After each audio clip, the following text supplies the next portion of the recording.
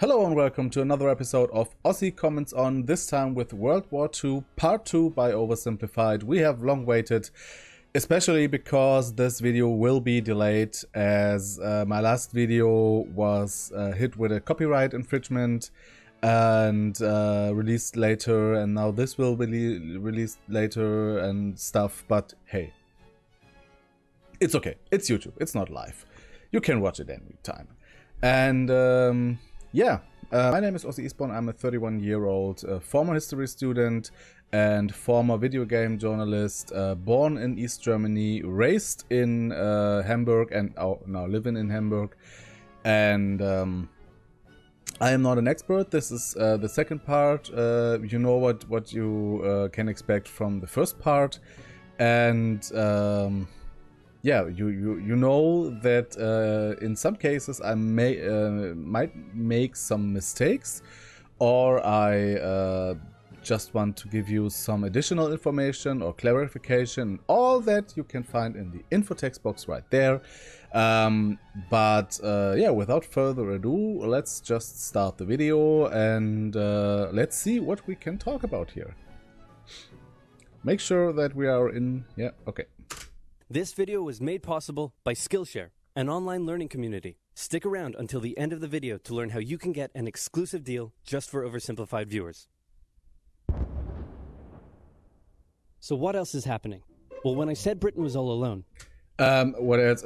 We stopped at Great Britain, at the invasion of Britain, which is repelled by the Brits, and Germany and the Axis powers are now pretty much controlling most of Europe by now.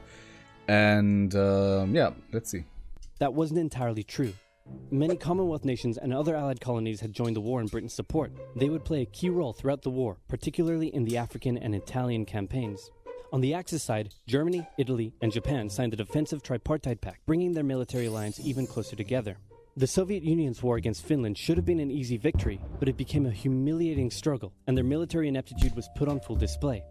In the end, they did force the Finns to sue for peace. Then, they continued their honorable campaign of pushing around much smaller countries by annexing the Baltic states and part of northern Romania. Yeah, so the war in Finland, or the Winter War as it is called,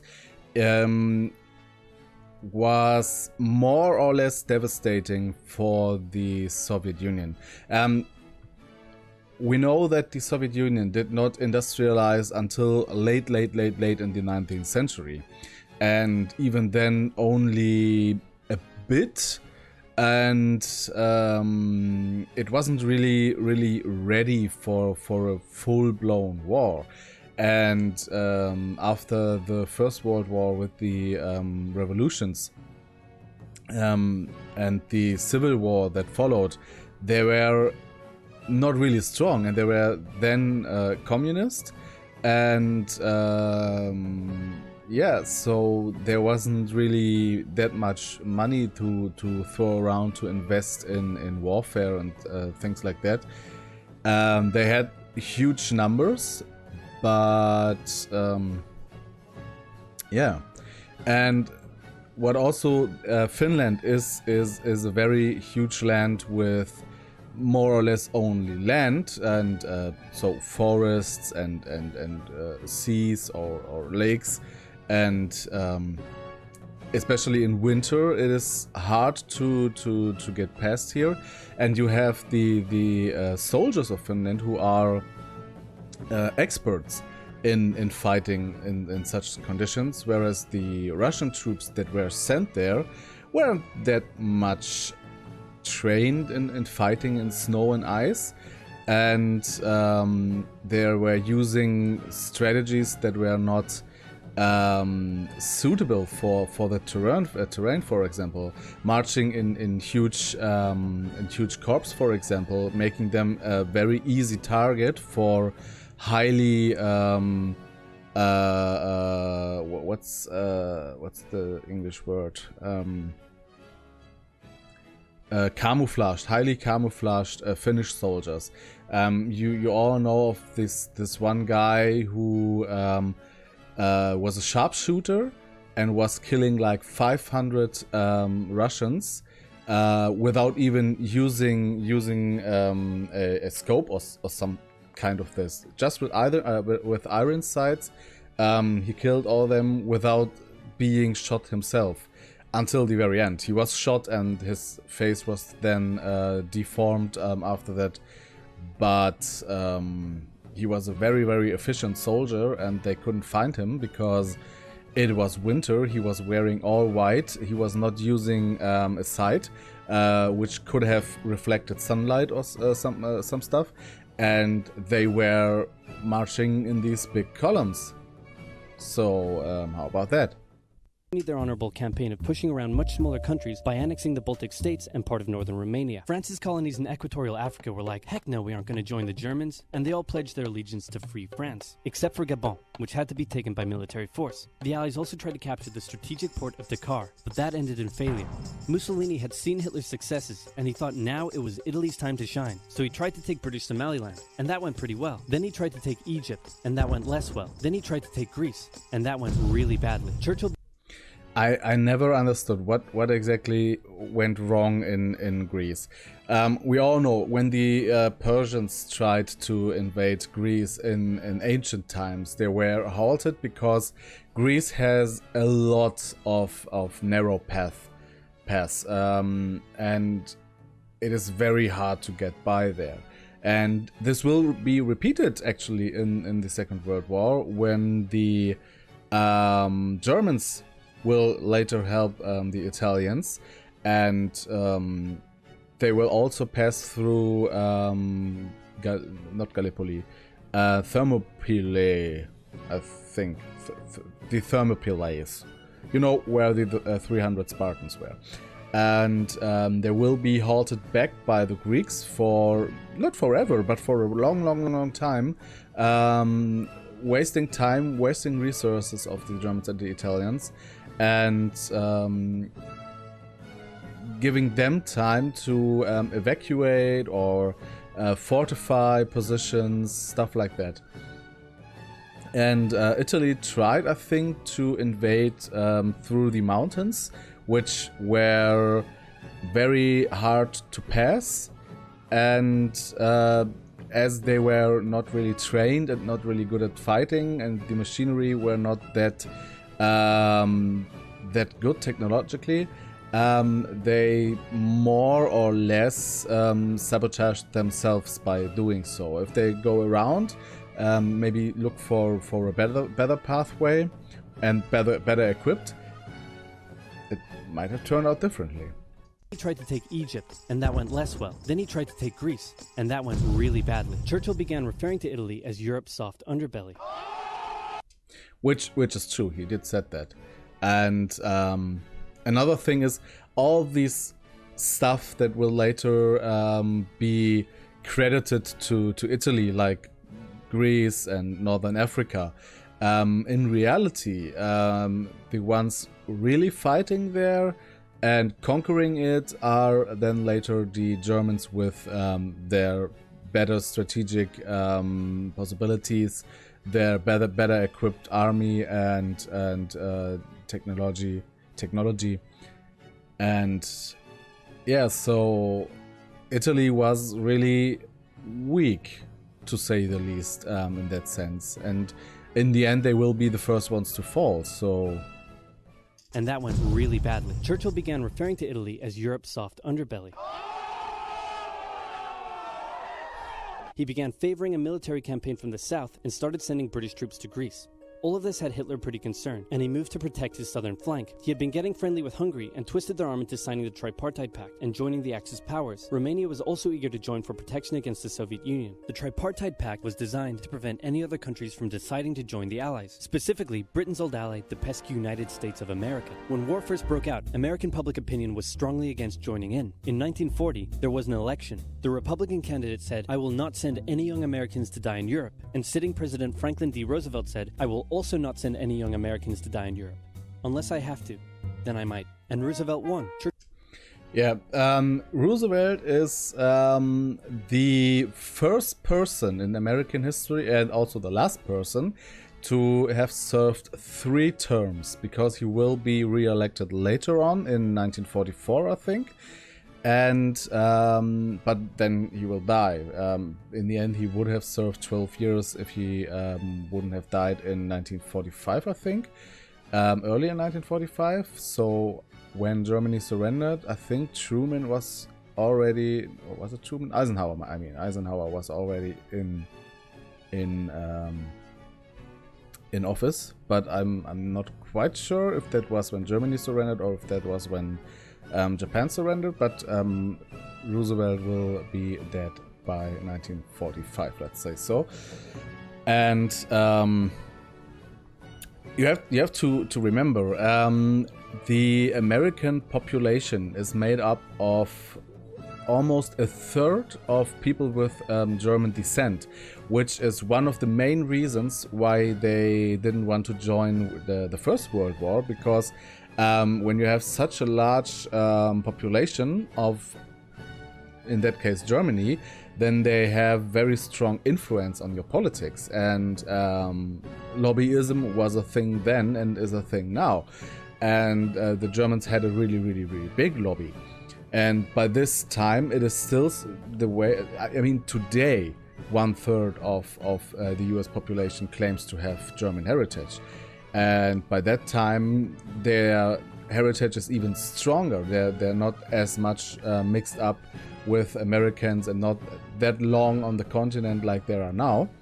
The same goes for Italians. So you have maybe half your population, at least, has German or Italian descent, which makes it pretty hard to declare war on their home countries, or the countries of their ancestors. And we will see that later with Italy, when they invade, when the Americans invade Italy, and the Italians just pretty much fight against their own families, and then don't fight because that's their cousins, that's their relatives.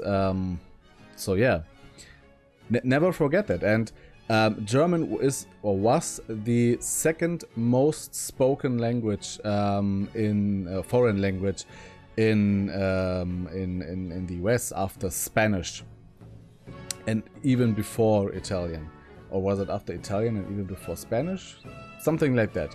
And still today there are, I think, around 2 million people who speak German on a day-to-day basis in the US.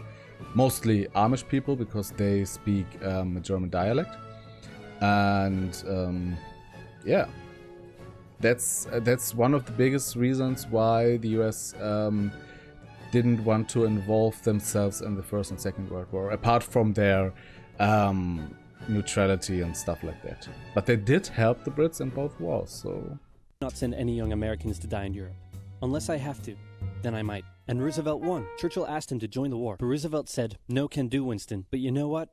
Here, have some weapons." America began supplying the Allies with food and munitions, but there was one problem. German U-boats were sinking thousands of Allied supply ships in the Atlantic, including American ones. If the Germans could sever Britain's supply line, the UK would starve. Throughout the war, the Allies had to come up with better technology to fight the U-boats. Improved radar, aircraft with longer range, better weaponry and convoy tactics. At one point, a man even called a meeting and said, "Pykrete. You take some wood, you take some ice, you put them together, you get pykrete." And then he pulled out a gun and shot some wood and it shattered. And then he shot some pykrete and the bullet ricocheted off it and hit someone else in the conference room. Then they tried to make a pykrete aircraft carrier, but that idea was scrapped because that's a really dumb idea. It wasn't really scrapped. As far as I know, Habakkuk was actually built, and but I don't know if it was able to fly. It's like, if you remember, there is this one famous airplane, I think it was the Wooden Goose or something like that, something with goose, I think, which was built entirely of wood. And very big, very heavy. It was able to fly, but only in a very low altitude and only for a short time. And it's now a museum or something like that. But I think the same went with Project Habakkuk, which is pretty much the same. and you have ice and you have wood, you mix it together, okay, but ice is still ice, so it will melt, and it's not that long lasting, I think. It is why they scrapped Pykrete as a whole. I think there was nothing else made out of Pykrete. But yeah, that happened. Then they tried to make a Pykrete aircraft carrier, but that idea was scrapped because that's a really dumb idea. In the end, Alan Turing and his team of codebreakers cracked Germany's... Alan Turing was math genius, who I think he came up with a crossword riddle to get people to join the project. So Alan Turing was hired by the military. I think even he wanted to be hired by the military, but they didn't want him at first, but then they were somehow convinced. You have to know most of what I'm now talking about is more or less from The Imitation Game, which is a great movie with Benedict Cumberbatch, but I'm not really sure how accurate it is. I think I researched a bit of it later on, and for example, there was a woman in the secret project. It was top secret, even at that point. Even I think 20 years later it was top secret. And Alan Turing is the inventor of the first real computer, which according to the movie he named Christopher, I think, after because Alan Turing was gay and he was in love with a schoolmate earlier in his life. But this schoolmate died of, I think, tuberculosis or smallpox or something like that. And to honor him, he called the computer Christopher, I think, was the name. And they were tasked to crack the Enigma code, which was only possible because in Poland there were some codebreakers before the war, which already had kind of cracked Enigma 3, and the Germans now were using Enigma 4. But with the knowledge of the cracking of Enigma 3, they could they had a starting point. And really early in the war, they cracked the code actually, but they couldn't. So they then could read more or less most of the communication by the Germans, but they couldn't give away everything they know, because if the Germans would at one point correctly guess that the British had cracked their Enigma code, then they would change the code. So to prevent that, they had to make some sacrifices, maybe here and there, sacrifice a boat and lots of life, just to keep it a secret that they have cracked the Enigma code.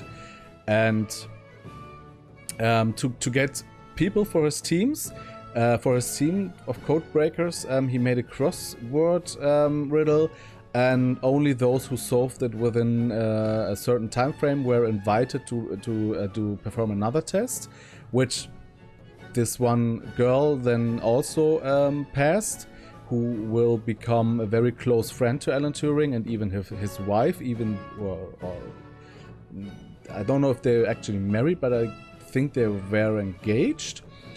But yeah, as I said, he's gay, and he was then, after the war, because he was gay, he was killed. He wasn't killed. He was because being gay in Great Britain was illegal, and they would perform chemical things with him to ungay him, because people of the 50s were fucking stupid. And then he killed himself because he was only a wreck. And yeah, it's horrible. It's very horrible. But great movie, and Alan Turing, one of the national heroes. He was pardoned and rehabilitated in the early 2000s, I think, by Queen Elizabeth and the Parliament. And yeah, so much for Alan Turing. Idea was scrapped because that's a really dumb idea. In the end, Alan Turing and his team of codebreakers cracked Germany's Enigma code, and the U-boats gradually became less and less of a threat. Back in Africa, Britain decided to push Italy out of Egypt. Hey, that was pretty easy, so they kept going. Hitler realized he was going to have to finally step in and do something. He went to Bulgaria and Yugoslavia and said, hey, I'm going to move troops through you to get to Greece, so either join us or, you know, be invaded. Bulgaria opted to join them. Yugoslavia opted to be invaded. Then Greece finally fell to the joint German-Italian invasion. The British had moved troops from North Africa to fight in Greece, which helped Rommel and his tank divisions push the British back to Egypt, and they could have kept going, but a small, mostly Australian force held out under siege for 8 months in Tobruk, denying the Germans a strategic port city and disrupting their supply line. Which is pretty important, because let's take a look. Maybe do we have... Can we take a look at the whole Mediterranean here? No. No. Give me a second. Good enough. So, the most important thing for a German success or an Axis success in Europe is that they can't be that easy invaded. So you control Italy, you by that point control France, you control more or less Spain, because the Franco regime is on the sides of the Axis, even though they are neutral. But they're in favor of the Axis, so they don't have to intervene there, they don't have to invade them to make sure that they stay that way. You control Norway, you control Denmark, so you control pretty much all of continental Europe. And now it's important that you also control Northern Africa, because why? If the Allies want to invade in Sicily or in Greece, then they would have to go through the Mediterranean. And they could do so from Egypt, and they could do so from Algeria, for example. But if you control Algeria, they can't come from here, and you can control most of the entrance to Sicily. And Germany and Italy would have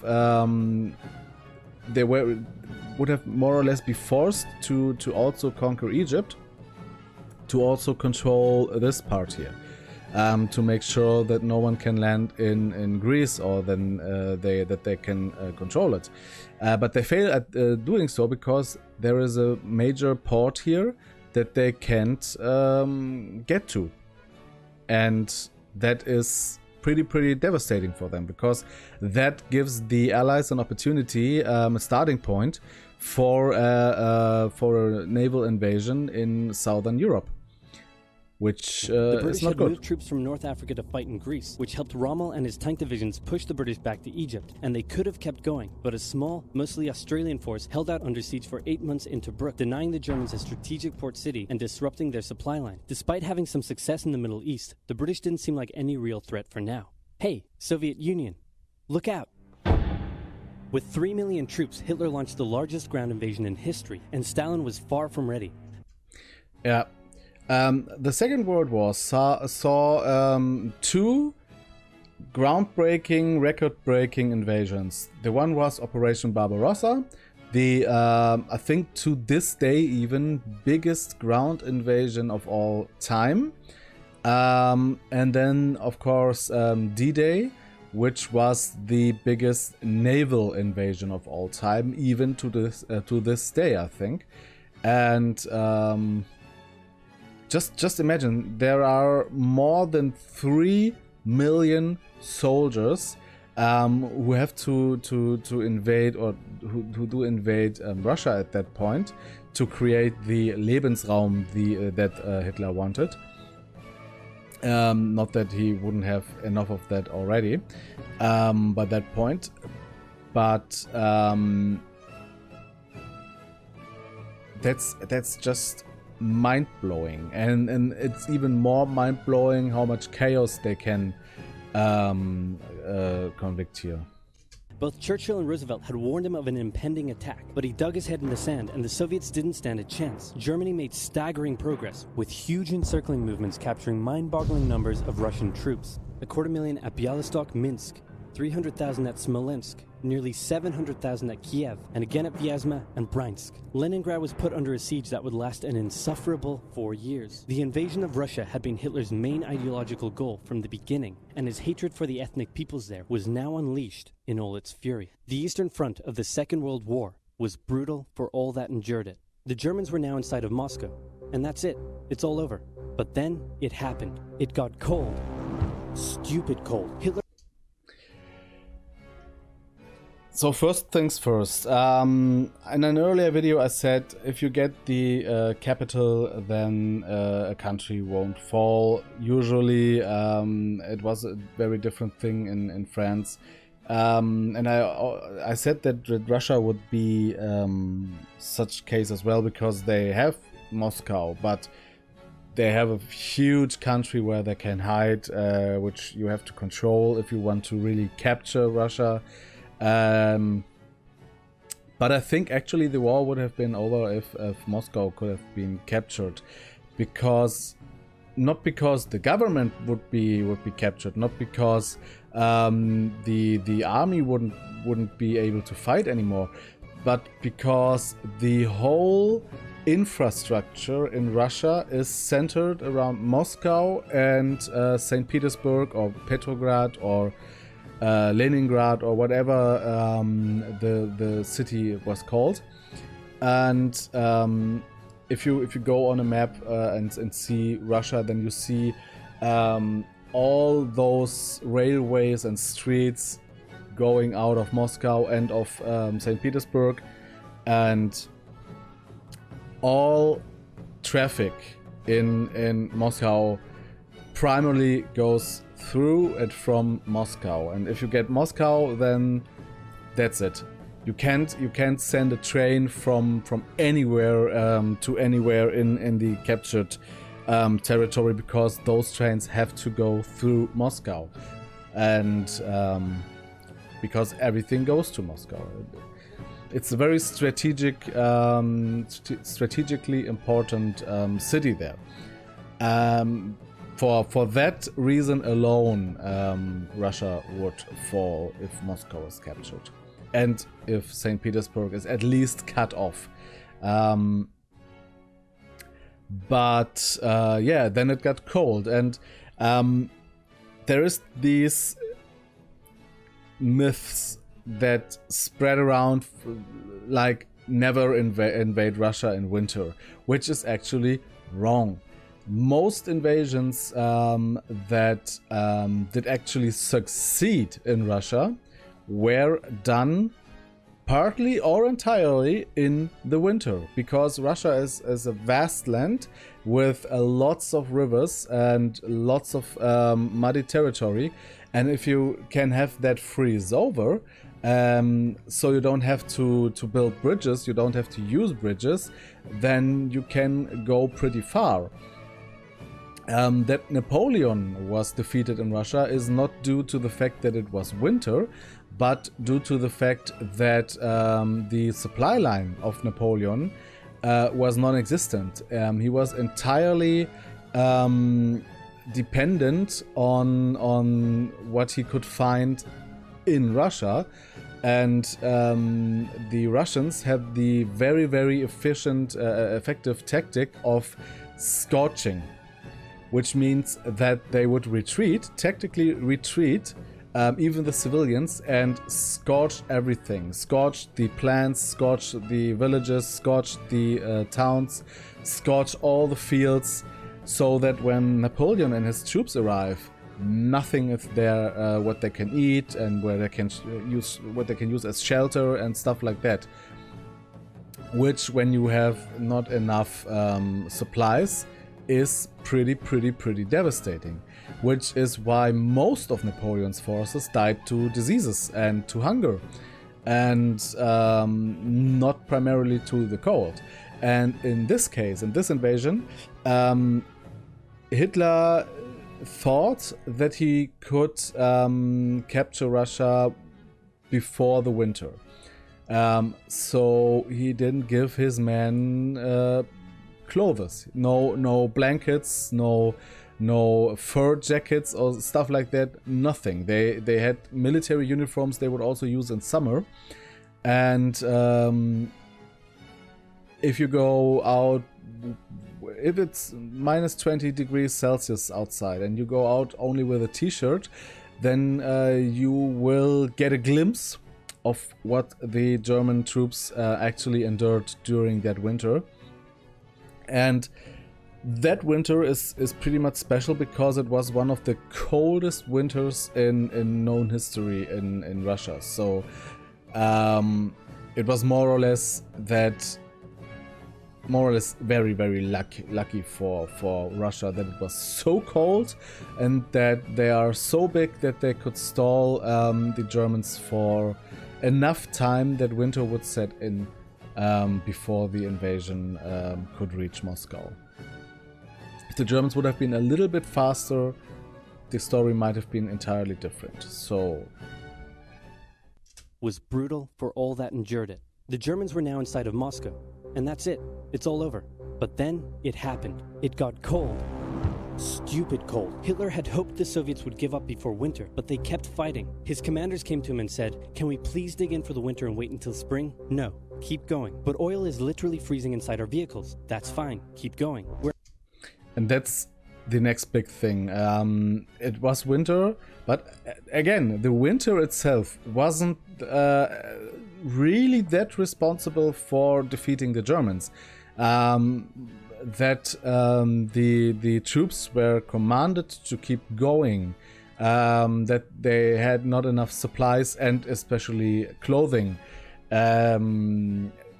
All that was devastating, not the winter itself. The winter was just a catalyst for all these miscalculations and just stupidness of Hitler's generals at that point. Hitler himself did not have command yet.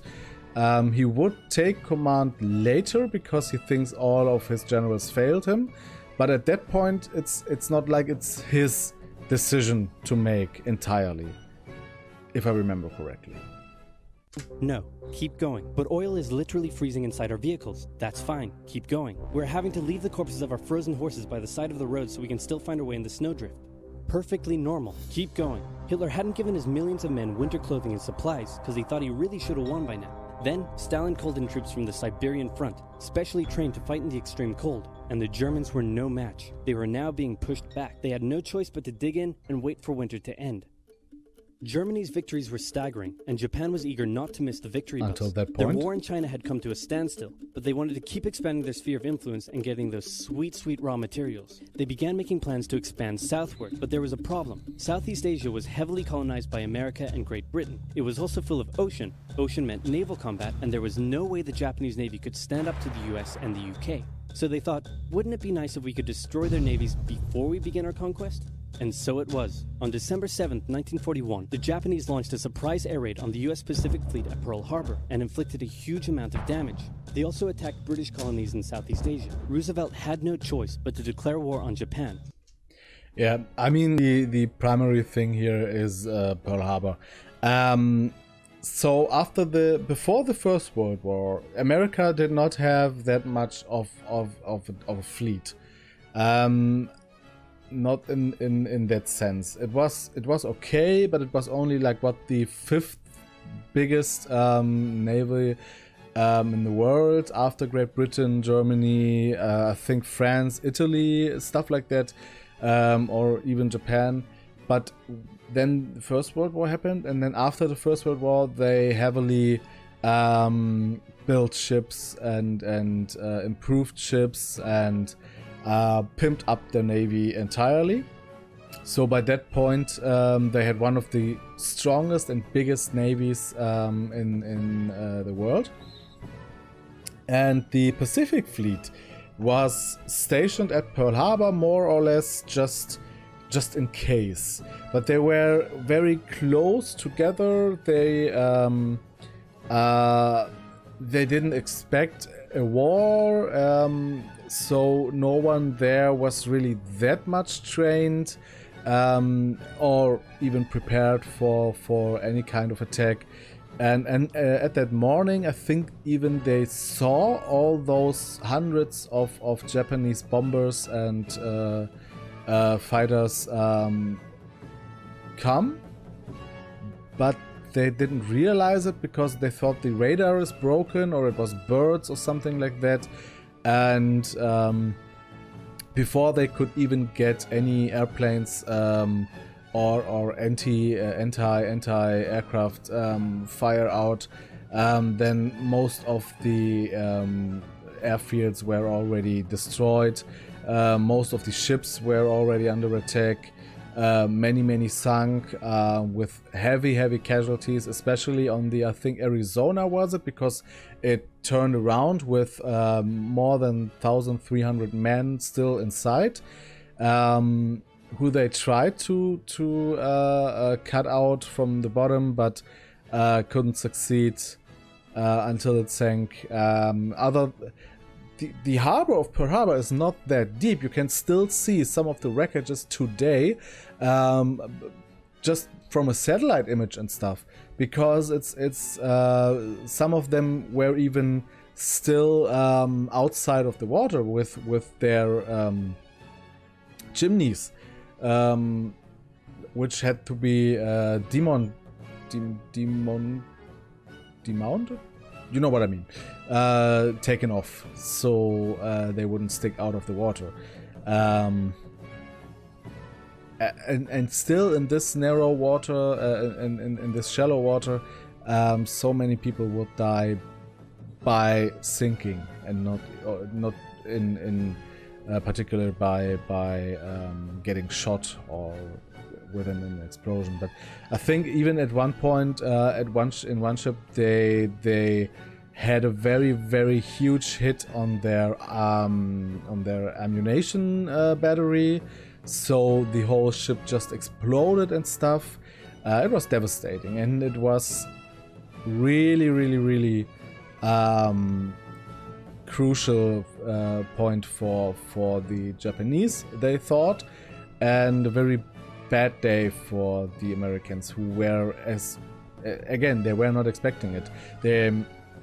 They had their embargo on Japan, and they were in negotiations with Japan, I think even the days before, and suddenly there is an attack which was long planned. They also attacked British colonies in Southeast Asia. Roosevelt had no choice but to declare war on Japan, and so did Churchill. Hitler then declared war on America, even though he totally didn't have to. The attack on Pearl Harbor seemed like a big... So, Hitler, Italy, and Japan, where they were allied, and they had their pact, but their pact only said that they come to the aid if someone would attack them. So if Germany would be attacked, then Japan and Italy would help. If Italy would be attacked, then Japan and Germany would help. And if Japan would be attacked, the Germans and the Italians would help. Japan wasn't under attack. They attacked themselves, so there was no reason to declare war on the US there. There are some voices who say, yeah, if Hitler wouldn't declare war on the US, they could have won the war. But let's face it, the Germans or the Americans would have joined the war sooner or later. Just look at the map. This all here in red belongs to Germany and Italy. More to Germany, but Italy is a part. And all this belongs to Japan. There is no way, absolutely no way, that the US would actually let the Axis have pretty much all of continental Europe. Because this is pretty much all of continental Europe. All that's left is the Iberian Peninsula, Sweden and Finland, and this little part of Turkey, because this is already Asia. Switzerland, I think at some point they would even capture Switzerland.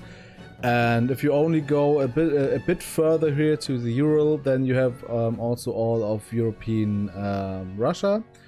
And that's it. Then you have a whole continent under your control, and then a landmass in Africa that is pretty much, again, the size of the whole continent. There's no way the US would have just let that pass.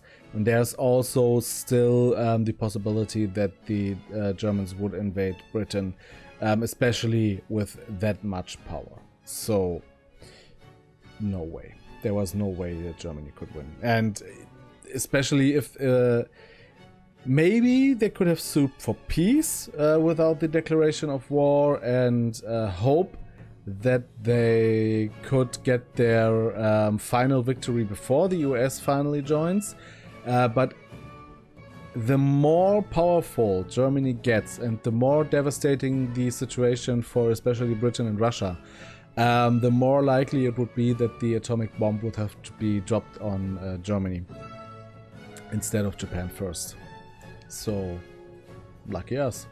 Hitler then declared war on America, even though he totally didn't have to. The attack on Pearl Harbor seemed like a big Japanese victory, but they didn't attack any of the naval repair yards, fuel storage tanks, or the submarine base, meaning the Pacific Fleet would be up and running again pretty soon. In the meantime, though, the Japanese were able to begin their conquest. They took Guam, the Gilbert Islands, Wake Island, Hong Kong, and the Philippines. They forced Thailand to join them so they could march their troops through to Malaya. They swept through Singapore, North Borneo, the East Indies, New Guinea, the Solomons, and they were now threatening northern Australia and the borders of India. Japan's victory had been as staggering as the Germans, and it reinforced the Japanese idea that this was a divine war which they were destined to win. But their victories had been based on speed, not power, and power would eventually catch up with them.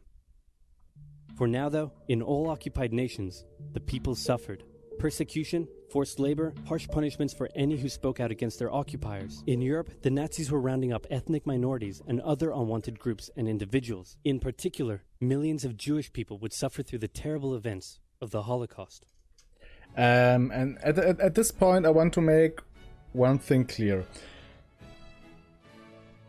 It is very easy to say that all Germans were Nazis at that point. All Germans were racist at that point. Some of the stereotypes Germans are even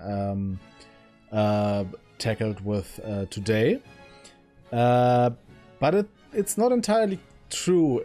First, there were resistance movements, very, very big resistance movements, even within Germany. Most notably the White Rose movement, or Weiße Rose, centered around the brother and sister Scholl. And a lot of other movements as well. There were a lot of assassination attempts, most notably the Stauffenberg attentat in 1944, I think was it. And but all of them failed, and the resistance movements, all of them failed, and most of them were killed, including the siblings Scholl. And because the military was so strong and the police and Gestapo and stuff like that were very, very strong. That doesn't mean that everyone in the army or in the Gestapo or even in the NSDAP was a believer or a true follower of what was done. And in terms of the Holocaust, we have to make clear that these are still times in which the persecution of Jews is pretty normal.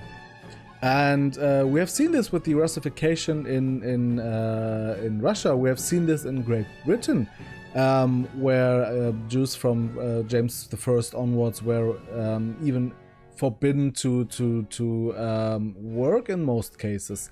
And we have seen this in so many countries. Jews in the Christian and especially in the Islamic world were never really accepted, beloved, or protected, but instead very much persecuted, and in most cases even so much that they would be killed. And so for the people at that time, taking the rights of Jews and don't allow them to go shopping or use a public bath or open their own businesses is at first pretty much normal to the people. It might be a bit harsh, and then when the deportation sets in, it might be even harsher for them to grasp. But the full amount, the full scale, was pretty much unknown for most. There was actually a Jewish, or was it a Jewish? Someone in Poland did get himself on purpose into a concentration camp to write about what is going on there, and he did this for 3 years, and that's why we know that the Brits, the Russians, and the US all knew about the Holocaust, but did nothing to stop it. They even when Jews came to Great Britain for asylum, they were repelled at some points, and Russia even sent Jews to Germany, even if they knew what would happen to the Jews, but which was before the war, before the Russians were attacked, or the Soviets were attacked. They would send them to Germany. And what actually happened in these concentration camps is more or less unknown to the general public. So it's hard to say that they were all really behind it. It's also hard to say that they really didn't know, because, for example, if you live near a concentration camp which were in Germany as well, I mean, every school children in Germany has to visit one at some point, and there is always one nearby. For example, I went to the concentration camp Neuengamme, which is in the southeast of Hamburg, but there's also one in the north, which is now a prison, I think, or it was the I don't know the word. You know, it was broken down and then built a prison there in Norderstedt, which is directly to the north of Hamburg. But I'm not really sure about that. But we all have to visit one, and if you live near one, you might get a glimpse of what is happening. But then again, they're very strongly protected, and I don't want to defend the Germans. I don't want to judge the Germans, the German public, too harsh as well. So let's just stay neutral on that and say they could have known if they really wanted to, but they didn't in general. I don't know. But yeah, there were a lot of resistance movements, and there were people who actually got a grasp of what was happening, and even those who didn't know the full scale, who were already not that friendly to the thought that, for example, Jewish professors would be expelled from their universities, which is one of the reasons why Otto Hahn, which is more or less the father of the atomic bomb, refused to teach on his university because the Jews lost their jobs. And so yeah, and it wasn't only the Jews, it was Slavic people, people with disabilities, and gay people, everyone who was not more or less perfect. And then we have doctors like Mendel, who would perform very cruel experiments on, for example, siblings to have some breakthrough in genetics or some stuff like that, and there was really a lot going on in the concentration camps, and the leaders of those camps were oftentimes more cruel than Hitler himself. There was one woman, I think her name was Helga or something, who was leading a KZ in Prussia somewhere, in Eastern Prussia, and they would pretty much use their inhabitants as inmates as slaves, and kill everyone who didn't say that she was pretty and stuff like that. So not everyone was bad, but also there were some people really bad. Let's just close at that. In particular, millions of Jewish people would suffer through the terrible events of the Holocaust. Brave resistance movements rose up in defiance of their invaders, while the people held out for hope. And I think this is actually Sophie Scholl here, and this is her brother, or this is her brother. I always forget the name of her brother. Sophie Scholl is more prominent. And I think they even made a movie about her and the movement, which was nominated for an Oscar like a few years ago. resistance movements rose up in defiance of their invaders, while the people held out for hope. And hope was coming. Winter was over, and Hitler could continue his push eastward. But this time, he switched up his strategy. He wanted to focus on the south. His plan was to cut off the Russian armies in the Caucasus, an area full of oil, and then invade the Caucasus and take all the oil. His forces moved across the north with ease, and Hitler got cocky. He rerouted the 4th Panzer Army south early, leaving the 6th Army to complete the encircling movement alone. To do so, the 6th Army had to reach and take the key Soviet city of Stalingrad. The Russians defended it fiercely, and Stalingrad saw some of the harshest fighting of the entire war. The Soviets held up the German advance for 5 months as they battled in the war-torn city, which bought them valuable time. When the Germans had first launched their invasion a year earlier, the Soviets had moved their factories to the east. Those factories had been building a butt-ton of tanks and aircraft and getting the Soviet army up to scratch. Now, it was ready. Stalin gathered his new and improved forces around the city, and in an attack that resembled Hitler's own encirclement tactics, they began surrounding the 6th Army.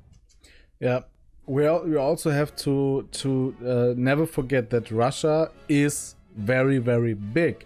And like with Napoleon, to some degree, the Russians did on purpose retreat eastwards because they know they can afford the Germans to take maybe all of Western Russia, all of that what they did take, and in that time they need to get all that. You can put up more or less a little bit resistance, so they don't advance too fast and they don't advance too far. Use all your factories eastwards, move all your factories eastward, move most of your troops eastward, especially new recruits who you can train there, and then just pimp up your army while still fighting the Germans on the other side, because you know the advance Germany can make, even if you put up no resistance whatsoever at first. They can't advance that fast because, like I said, there are all these rivers, all this mud, scorch tactics, and most notably the fact that Russia still is pretty huge. And if you conquer a country and you want it really conquered, then you have to control all that you conquer, and you need troops to do so. Which is, for example, in the First World War, Germany won against Russia. Russia was forced to sue for peace, and Germany had 2 million soldiers on the Eastern Front, and they now could use those 2 million soldiers to send them to the West Front and win the war there, which actually was a possibility. Except they can't send all the 2 million troops, because 1.5 million troops had to stay in the new occupied territories to keep them occupied, just to enforce the new German rule, they have to be them stationed there. And even the 500 or 600,000 that went to the Western Front were not... So control over all of that had not Hindenburg, the other one. I will put it in the info text box. Not in... Oh... Ludendorff. Erich Ludendorff. Erich Ludendorff. So, which was one of the allies of Hitler in the coup d'etat they tried in 1922. I'm so bad at this right now. Regardless, so you have Ludendorff, who wasn't really happy with the 500, 600,000 troops that were sent to the Western Front as well, because they would, in his opinion, he would need them as well to defend the new occupied territories, because that was a huge part of Russia, or a huge part of land, which was almost as big as Germany at that point. And now we have this again, and we have to remember that Germany has sent 3 million troops to Russia, and they lost some of alongside the way. They could reinforce maybe some, but they still have to use troops in France. They still have to use troops in Denmark and Norway and everywhere in Europe. Every territory they conquered, they have to deploy troops to keep order there. And every troop that you have and any other front, you can't use in Russia. And every bit of territory you conquer in Russia, you have to deploy troops there so that it remains yours. And for example, why don't you just advance with the full force like wall? Because you can't kill all the civilians alongside the way.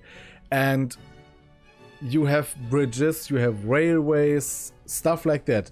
All that can be sabotaged and destroyed by civilians, especially if you don't watch them. And then they cut off your supply line, because inhabitants of a country usually are not very keen on being conquered. And I think even in that case, they wouldn't see the Germans as some kind of freers. You know what I mean? People who free them. Liberators is the word. They don't see the Germans as liberators. They see them as an outside force that occupies their lands, and they don't want that. And then they would sabotage, so you have to deploy your troops there. And then this stupid decision, I mean, sure, you need to take Stalingrad, because it is a key city, and when you control Stalingrad, you control more or less the supply lines to the Caucasus. But do one thing after another. Even though it wouldn't make very much difference, because as I said in the beginning, the Russians have used the winter and used their time to pimp up their army. And there are rumors that Russia would have invaded Germany at some point, so I'm pretty sure they anticipated a little bit of this and moved their factories eastwards even earlier, even before the invasion, just in case. And in an attack that resembled Hitler's own encirclement tactics, they began surrounding the 6th Army. Hitler's commanders came to him and said, "Hey, maybe we should retreat." But Hitler said, "No, you stay."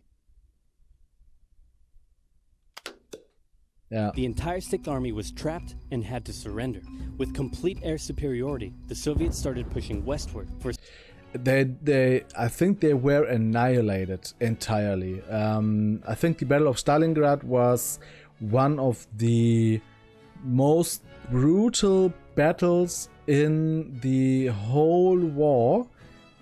Again, as a reminder, if you haven't seen the first video, part 1 yet, In Germany, we do not learn pretty much anything about the war itself. We know a lot or learn a lot about the Third Reich and the NS dictatorship and all the bad stuff, and we learn that Germany lost and that it was good that we lost.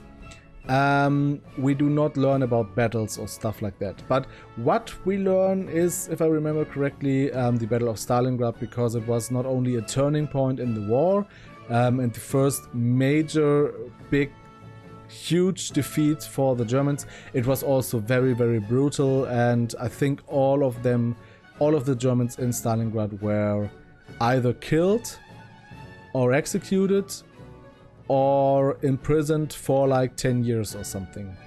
So yeah, we again, I won't defend Germany and I won't defend the war. I won't defend anything that the Germans did in the war which was bad. I mean, I will defend the things that the resistance movements did, but you know what I mean. But what often gets overlooked is the brutality that especially the Soviets would put on display in this war as well. So much so that even when they liberated Poland, the Polish weren't really happy, because they just switched from one oppressive regime to another oppressive regime, and they actually were killed. So in most of the Polish cities that were liberated, there was an underground government and resistance movements in Poland as well. All were killed by the Soviets after helping them, because the Soviets also don't want resistance movements, and they had the lucky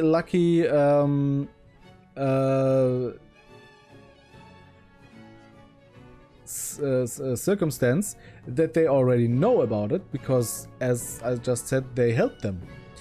So it wasn't really good for to be occupied by either side. But yeah, and the Western Allies are maybe a bit different, but for example, the French were on revenge, the Brits were on revenge. They did some atrocities as well, but again, just to be clear, not as harsh and not as bad as the Germans did, and even not as cruel as the Soviets did. So, and had to surrender. With complete air superiority, the Soviets started pushing westward. For Stalin, it was a resounding victory. For Hitler, an absolute catastrophe. Things also weren't looking too good for Hitler elsewhere. With America now in the war, Allied bombing over German cities reached devastating levels. In Africa, the British had pushed Rommel back. Allied bombing. I live in Hamburg, and I can tell you that pretty much every building in Hamburg that was built in and around the Second World War has air bunkers. And Hamburg and Dresden were extremely bombed. There were like, it was only a few nights, I think, but at some point, like 200,000 tons of bombs in one night and stuff like that. It was so bad. Even today, you can find a new bomb from Second World War in Germany. Pretty much anywhere. There are still so much unexploded bombs laying around in Germany, and especially in Hamburg and Dresden. So much so that, for example, right in our city center, we have the Holy Ghost Field, which in German is Heiligengeistfeld, which is right next to the stadium of the football club FC St. Pauli. Right next to it is one of the last remaining air bunkers, high bunkers, with flag. A tower. I will put up a picture in the right there, and there's a huge field right next to it where 3 times a year the Hamburg Fair is held, and circuses are there, but they are not allowed to hammer their holdings too much into the ground, because there still today are frequently bombs found on these fields, and it is rumored or estimated that there are still around like 2,000 bombs in that area alone. So yeah, we just live on the time bomb here in Hamburg, but it was huge damage. I think half of the city was destroyed, especially in the center. So much so that to confuse the bombers, if you don't know Hamburg, Hamburg is pretty much famous for having a big lake just in the center of its city, which is split in 2 lakes. The smaller one is the Innenalster, and the big one is the Außenalster. And the Innenalster, or Inner Alster, is situated right next to the town hall, and pretty much in the now center of Hamburg. At earlier times it was the outskirts of Hamburg, not the outskirts, but it was inside the walls of Hamburg when the Außenalster was outside the walls. Don't matter. So they built huge dummies of buildings, which they covered the Inner Ulster, built a fake bridge a little bit more outside in the Außenalster, so it looks like everything is shifted to that way. And then they mounted a lot of dummy buildings on this plane, so that when the bombers came from Great Britain and the US, they wouldn't be able to really tell where the town hall is and where much of the important stuff is, because yeah, they were deceived by this dummy city they will find. Also, one of the 5 main churches in Hamburg, in Old Town Hamburg, the St. Nicholas Church, was so damaged that it would never be rebuilt. It's still a ruin today. It's a memorial site for the fears of the cruels of war, and the tower is still standing where the most of the church is gone. And at one point the tower, when it was built in 1849, 65, some in that time frame, it was for 2 or 3 years the highest building in the world. So, and it's still standing with 147 meters high, I think it is. Yeah. Things also weren't looking too good for Hitler elsewhere. With America now in the war, Allied bombing over German cities reached devastating levels. In Africa, the British had pushed Rommel back again, then they were pushed back again, and finally, after a decisive battle at El Alamein, and with American and British troops arriving in the west, the Germans and Italians were squeezed out of Africa. And as I said earlier, that's very important. And with American and British troops arriving...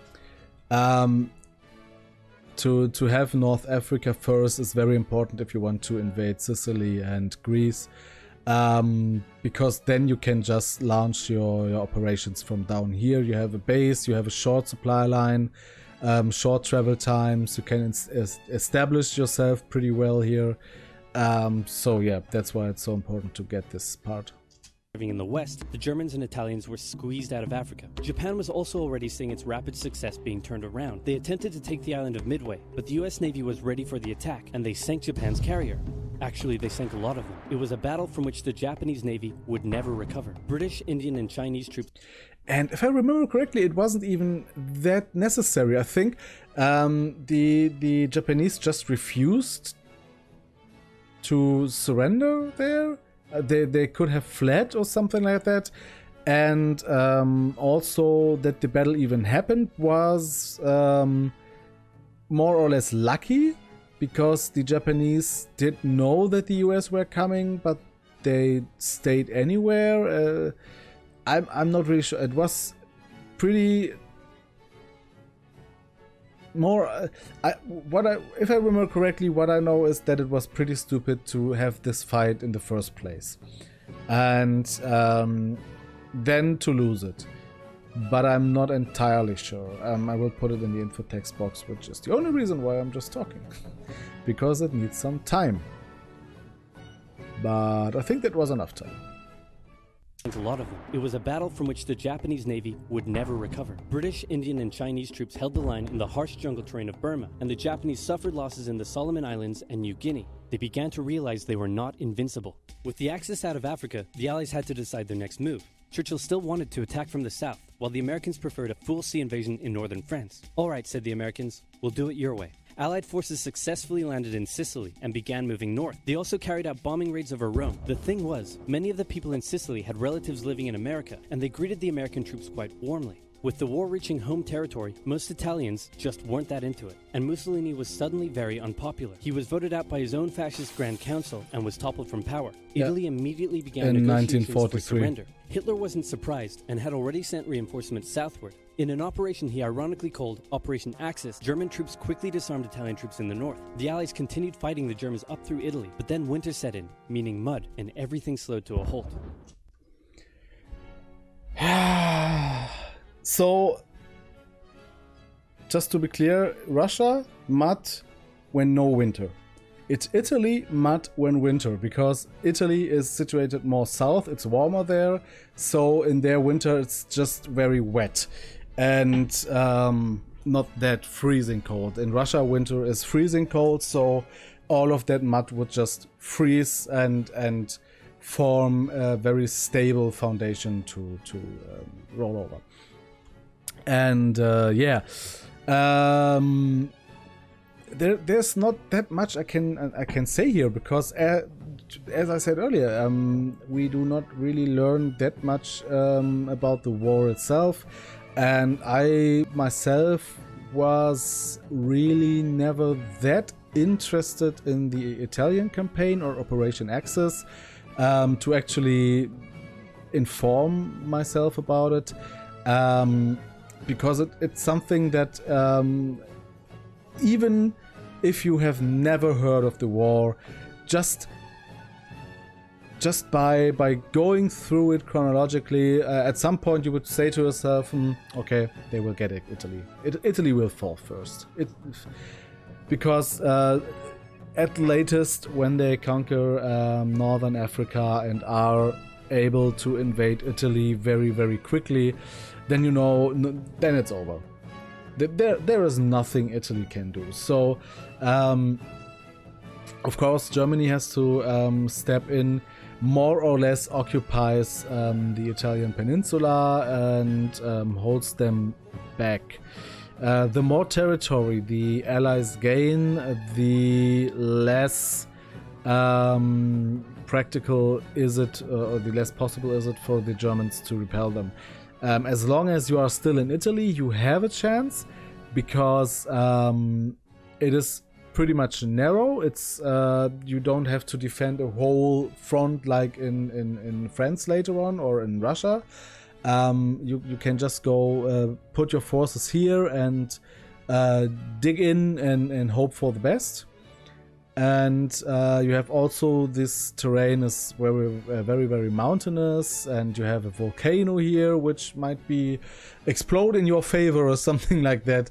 So the most important thing for the Germans here is now to hold the peninsula itself. And then we have Mussolini. Yeah, in 1943 he was more or less kicked out. He tried again to gain some power, and then he was killed in 1945. while he was trying to flee to Milan or something like that. I have put it in the info text box in the first video, so just watch it and get informed. Why exactly did Mussolini die in 1945 after he declared himself leader again for like a few days? He ironically called Operation Axis, German troops quickly disarmed Italian troops in the north. The Allies continued fighting the Germans up through Italy, but then winter set in, meaning mud, and everything slowed to a halt. All right, said the Americans, let's do it our way as well. Germany had made itself a lot of enemies, and millions of Allied troops had been gathering in England as factories worked around the clock producing the war material needed for a super crazy massive, the likes of which the world has never seen before, invasion of Europe. The Germans knew an Allied invasion would come, but they didn't know where it would land. Thanks to Allied deception tactics, they thought there was a pretty good chance it would come at Calais, but... Yeah. It's not only because the deception tactics. So, first of all, there was actually a huge inflatable army built at around here, which is Dover, I think, with wooden dummies put on top of trucks, so you can so they look from the air, they look like tanks, and they can be moved around because they're on trucks, and with a lot of planes and even ships, inflatable ships, stuff like that, just to deceive the Allies that the invasion would come at Calais, which would also be very strategically practical because it is the narrowest point of the channel, and you would be you could be over in like what 20 minutes from Dover. So but as you will now say, this in Normandy, where in 1066 William the Conqueror sailed to conquer England and succeeded, the beaches were nicer, and it was less defended because, of course, because this is the narrowest point and because the deception tactic, these parts here were heavily defended. The Atlantic Wall that Hitler built is pretty much like the Maginot Line, but only on the Atlantic, and has pretty much the same flaws. It is very expensive. You need a lot of troops to man it, and so you reinforce mainly the parts that you think the invasion would be most suitable for the Allies, which is the parts here. I think all the way up here, or is that already Normandy, or is that Normandy? But at least here this part is heavily reinforced, whereas here it's more loosely in Normandy. Combine that with the nicer beaches and invasion is a go. It would land. Thanks to Allied deception tactics, they thought there was a pretty good chance it would come at Calais, but the Allies were really going to land in Normandy because it was less fortified and the beaches were nicer. Under the careful planning of General Dwight D. Eisenhower, the invasion that had been long in the making was just about ready to go. Just one thing was preventing the launch: the British weather. For a short while, everyone sat around waiting for a decent day, and then it came. That's always the issue with invasions in and from England. It's always the weather.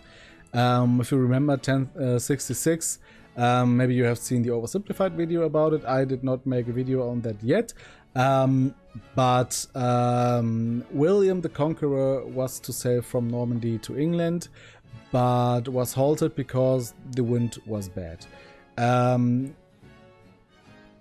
And every other invasion attempt of England or Great Britain from the south, usually or which would go through the channel, usually fails because of bad weather, or in case of Spanish Armada, bad weather combined with the flame ships that Elizabeth sent, stuff like that. So the only successful invasions of Great Britain came from the north, I think, from the Danish, the Norwegians, or let's just call them Vikings, and the Saxons and the Angles from Germany, but northern Germany, not that far south. They all came from either directly the east or the northeast, and not from the south. The Isles were only once successfully invaded from the south, and that was in Roman times, I think. Launch the British weather. For a short while, everyone sat around waiting for a decent day, and then it came. On the night of June 5th, over 1,000 bombers took off and raided coastline defenses, while paratroopers were dropped inland in a bit of a chaotic operation, tasked with sabotaging defenses and capturing key bridges to stop any German reinforcements. Yeah, you have to imagine the nights before, a lot of parachuters were sent to Normandy to cut supply lines, to cut reinforcements, and to create a bit of chaos. But the operation itself was very chaotic. Planes got shot down before the parachuters could jump out at the right position. Some had bad maps, or were shot down while on their parachutes, and they had to, if I remember correctly, they had to pull out the parachute as late as possible to be not that easy of a target. Some would then get stuck in a tree. Some would land in mud fields and stuff like that. But overall, it was successful. Not only because of that, not only because of the fact that the Allies did send a huge number of people just to die on the beaches, because they were just machine gunned down, but also because I think Göring had the command, was 2-3 days before going home for family vacation or something like that, honeymoon, something around this. So the highest command wasn't there to help the Germans, and all this chaos also created chaos within the Germans. So more or less a lucky invasion, and of course a huge invasion. So that's of course a huge part as well. Chaotic operation, tasked with sabotaging defenses and capturing key bridges to stop any German reinforcements from reaching the beaches. Early the next morning, the barrage came, as Allied ships fired a huge number of shells at the German fortifications. And I've seen a documentary once, speaking of the bridges, which was a bridge that was defended against tanks and marching on Germans for like 2 or 3 days with only a handful of people. So there were only like 5, 6, 7 people who weren't even supposed to be in that area, but their plane crashed. One of 3 planes. One was completely eradicated.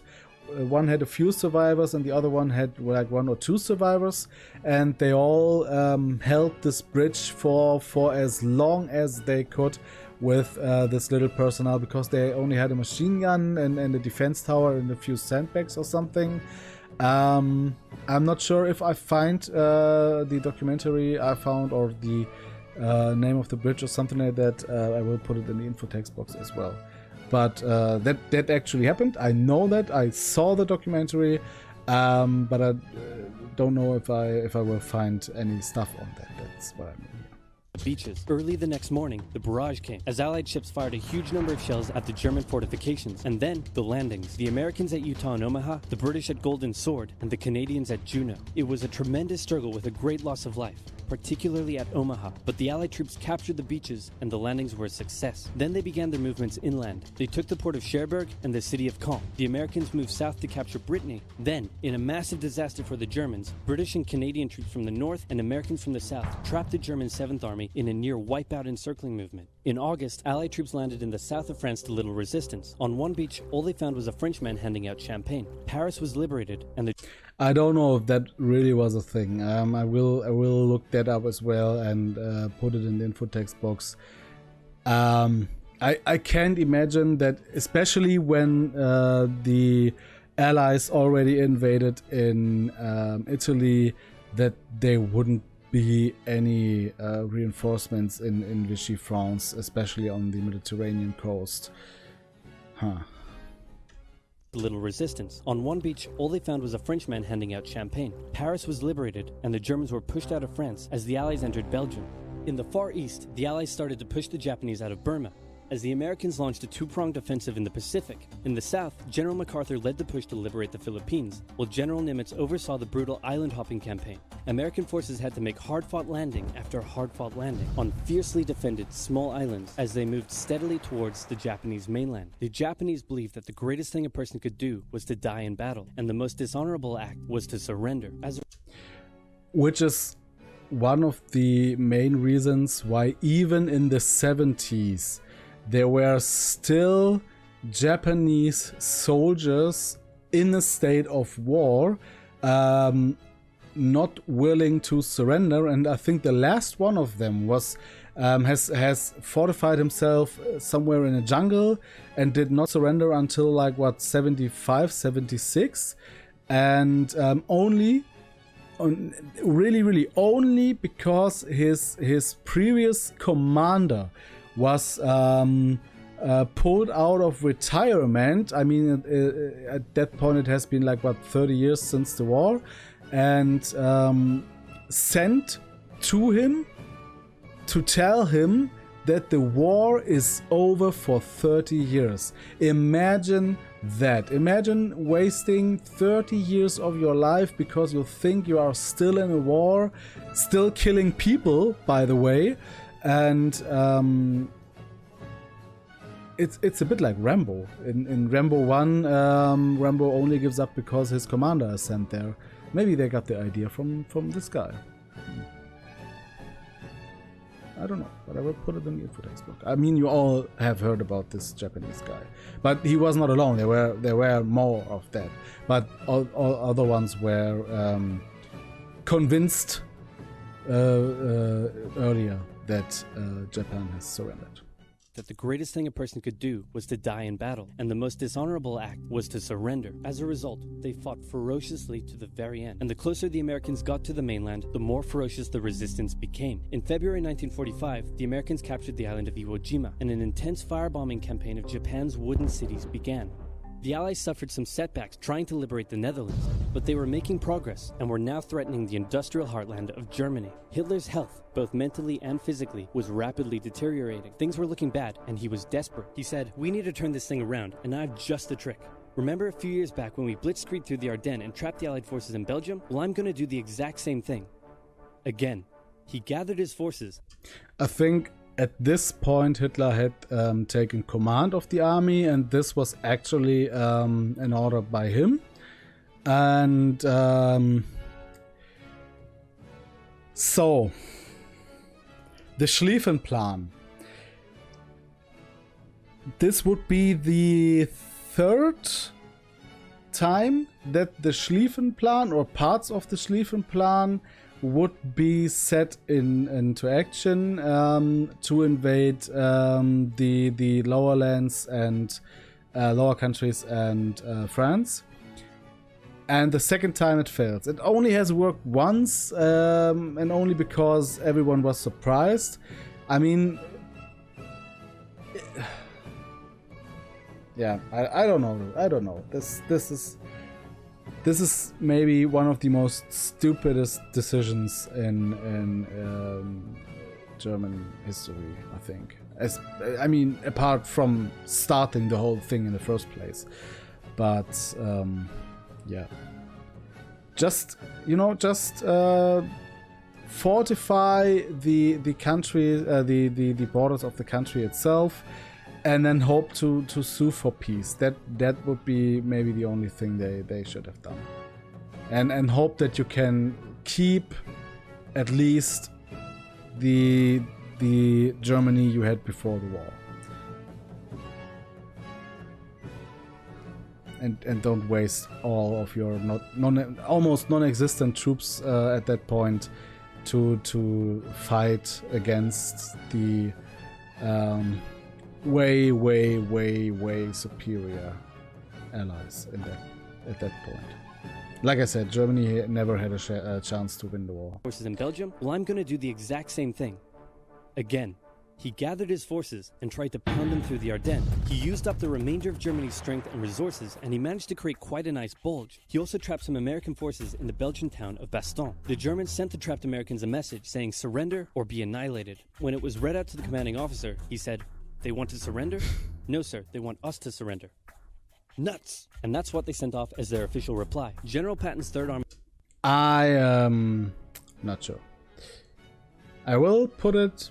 possibly not in the infotext box, but the whole site here, what the correspondence might have looked like if I find it. But I doubt they just sent nuts as a reply. But I have been wrong earlier, so maybe I'm wrong again. To surrender.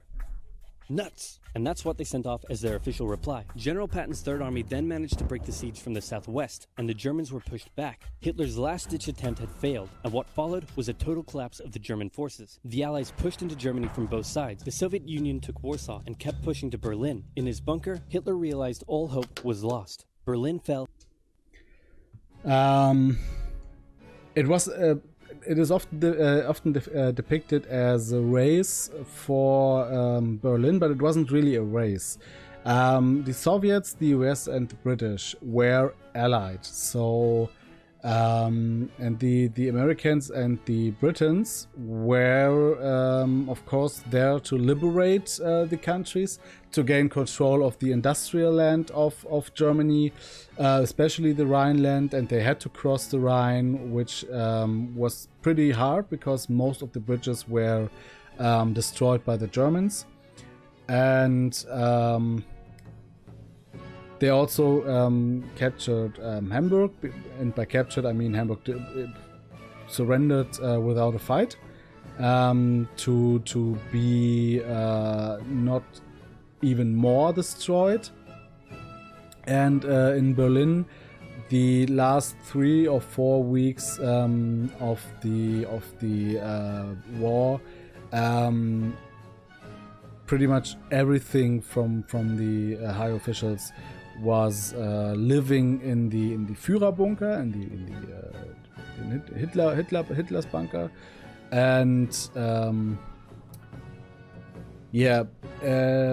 one day or 2 days before he killed himself, he married Eva Braun, or then Eva Hitler, and then they both take a Siankali capsule and shoot themselves in the head, and then their bodies were burned to don't have. So Hitler didn't want the Allies to have his body, so they were burned. And then Goebbels was made the new leader, but he killed him, his wife, and his 7 children or 5 children with blue acid, whatever the English word for it is, but also poison. Or at least they kill the kids with poison while they were sleeping, and themselves they shoot, I think.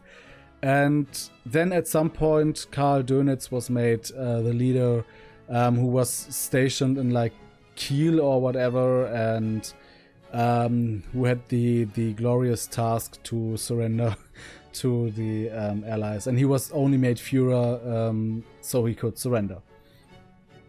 There is a nice sketch about it from Mitchell and Webb, which you can look at any point. Watch at any point, I mean. And yeah, then the Soviets captured Berlin, and also in that case Germany didn't fall because Berlin fell, but because, as you see, pretty much all of Germany is captured and occupied, and there is who would put up a fight here anymore. There is nothing to fight anymore. You have to give up.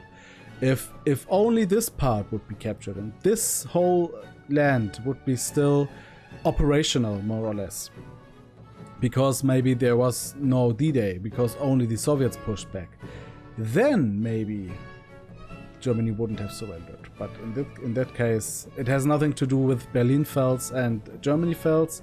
It's just Berlin was more or less the last city to fall, and there wasn't pretty much anything else what could have been defended, because everything else was already defeated. And kept pushing to Berlin. In his bunker, Hitler realized all hope was lost. Berlin fell, and with it, Hitler's dreams of a great German empire. 2 of the Axis nations had been knocked out, 1 to go. The Americans began their assault on Okinawa, the last island before they would reach the Japanese mainland. The desperate Japanese fought hard, launching kamikaze attacks on the US ships. The citizens of Okinawa suffered through the terrible fighting, but in 2 months, the island was captured. The Allies now had to make a choice. Either continue the devastating struggle up the Japanese mainland, or they could try to coerce the Japanese into surrendering now. In July, the first successful atomic bomb test took place in New Mexico, and the destructive weapon was ready for use. America and the UK were also seeing the Soviet Union not so much liberating as occupying its captured territories, and so they wanted to put on a show of force. On August 6th, the A-bomb fell on Hiroshima. Then, on the 9th, Nagasaki. Oh, it was Truman, not Eisenhower.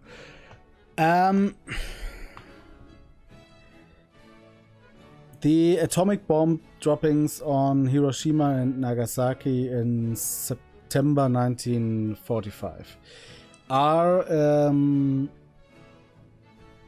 in my opinion, a very controversial topic. On the one hand, yes, the Japanese wouldn't have surrendered. They would have fought until the last man, like the Germans did, but even more so, even fiercer, and they wouldn't just surrender. So you have to force them to surrender. And let's be clear, they didn't even surrender after the atomic bombs were dropped. Only after Russia declared war on them, the atomic bombs were dropped and the situation was more or less hopeless. Then they surrendered, but not initially, not directly because of the atomic bombs. Maybe the threat of a third bomb would have played a huge role there, but I don't know that. But was it humane? No. Was it strategically necessary? Not entirely. You can argue that by dropping the bombs, you saved hundreds of thousands of lives, but also you killed hundreds of thousands of lives and made 2 cities radioactive for millions of years. So, and dying from an atomic bomb, if you don't die in the initial blast, is very, very, very, very, very painful. It can last for years until you die by radiation, and it's not pretty. It's really, really, really not pretty. It's really not good to more or less. No, it's not pretty, and so it is very, very bad that this happened. But on the other hand, if they didn't drop the bombs and see the effects, maybe during the Cold War, that would have led to atomic bombs being dropped. I don't know if maybe Nagasaki and Hiroshima took one for the whole team, so everyone knows how bad atomic bombs are and are more reluctant to use them, actually. Building them in masses, but not just use them. But I don't know, because building them still is not really that great either. What do you think? Let me know in the comments, what do you think about Hiroshima and Nagasaki and the atomic bombs? Was it a good thing? Was it a bad thing? Was it justified? The A-bomb fell on Hiroshima. Then, on the 9th, Nagasaki. The cities were reduced to rubble, and for the people living there, It was a terrible fate, but for the Allies, it achieved their main aim. In September, the Emperor announced Japan's surrender, saying the war situation has developed not necessarily to Japan's advantage. After 6 years, war was finally over. The Allies occupied Japan for 8 years. The Emperor was allowed to keep his position, but General MacArthur made sure this picture was printed in the Japanese press to display to the Japanese people that their emperor was not the divine, powerful being they had believed. Germany was divided between America, the UK, France, and the Soviet Union. In 1949, the Allied sectors were united. Which is not entirely wrong. As we have seen in my video about the German reunification, we have the Saar Protectorate here, which is an entirely new country, more or less liberated by the Franks, which will join Germany later in 1957. Then we have Königsberg, which now is Kaliningrad, which belongs to Russia now. Then we have East Prussia, which was given to Poland by Russia. And we have this whole part here, Silesia and Pomerania, which was also given to Poland. So actually there were 7 occupation zones, not only 4. Between America, the UK, France, and the Soviet Union. In 1949, the Allied sectors were united into West Germany. The Second World War had been more terrible and destructive than the first. In its aftermath, 2 major superpowers with 2 very different ideologies had come out victorious, and the tension between the 2 of them would create a new kind of war. A very, very cold one. Wow, Churchill, that looks just like me. I will doing let really this well. In this case, roll the through. deal you made is to die for. How'd you learn to do all this stuff? I used the link in the description to get 2 months of Skillshare for just 99 cents. Wow, tell me more. Okay. Skillshare is an online learning the link community with will more than 19,000 maybe classes have been in expired, design, but business, technology, and more. Premium membership gives you unlimited access to high-quality classes taught by genuine experts working in their field, so you can improve your skills, unlock new opportunities, and do the work you love. If you want to learn how to create games, you can check out their courses on using Unity or creating vector art. There are courses for software development, music production, arts and crafts, or if you want to learn how to animate like I do, you can find loads of courses for beginning animation. And Skillshare won't take a heavy toll on your wallet compared to other learning platforms, with an annual subscription being under $10 a month. If you'd like to give it a try first, then I've got a deal just for Oversimplified viewers. The first 1,000 people to use this link, which can also be found in the description, will get their first 2 months of Skillshare for just 99 cents. That's right, just 1 cent short of $1. So be sure to sign up using the link in the description, improve your skills, and learn something new today.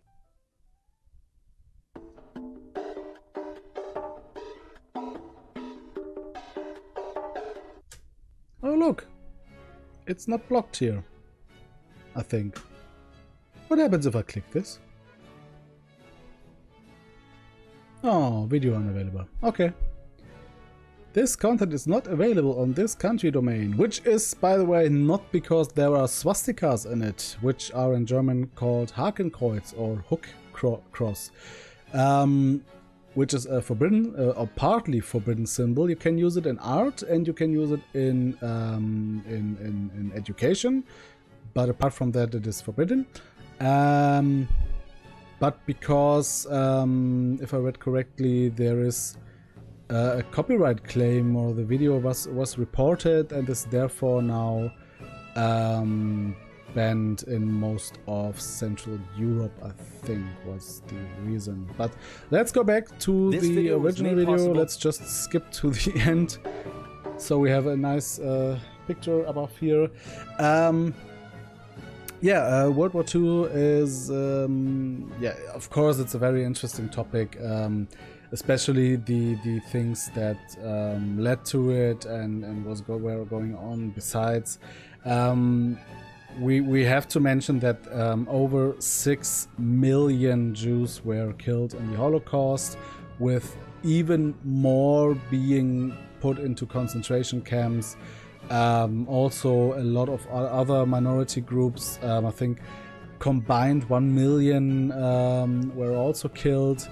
It was really bad. the war itself was really bad. And the most losses again had Russia with, I think, like what, 25 million, and China with 13 million, and Germany with, I think, what was it, 8 or 9 million killed or wounded. I think no, that's just killed.